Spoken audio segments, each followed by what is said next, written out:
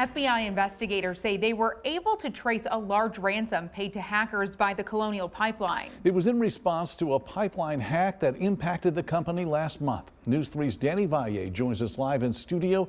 Danny, a local tech company says they were surprised at that discovery. Yeah, Mark and Julie, in fact, I'll use the owner's words. He called it astounding that the FBI was able to trace a hard-to-hack Bitcoin wallet, and he suggests federal investigators may have gotten a break. How in the world did they get a hold of somebody else's Bitcoin? James Mayer, founder of Mayer Networks in Carbondale, says hacking a cryptocurrency wallet is next to impossible. The amount of time it would take to hack private keys is insanity.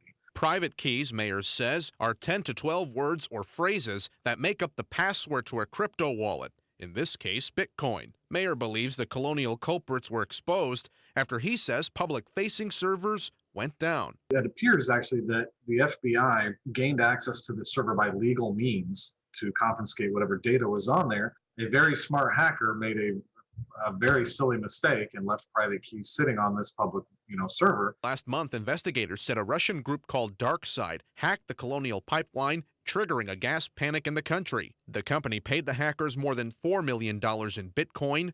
The FBI says it recovered about $2.3 million this week. Mayer says the coin's price makes it tempting for hackers to attack with ransomware. A year and a half ago, Bitcoin's price was around $4,000? Probably wasn't as worth it. Right now, I mean, $60,000 per Bitcoin's a lot of money. The group's cybersecurity ventures estimates global ransomware damage could exceed $265 billion by 2031. And Mayer says giving in to hackers' demands only emboldens more copycats, giving this example. Well, look at this. We can create some, encrypting malware software to go after these businesses. And, if they get encrypted, they'll have to pay us some money. So why not?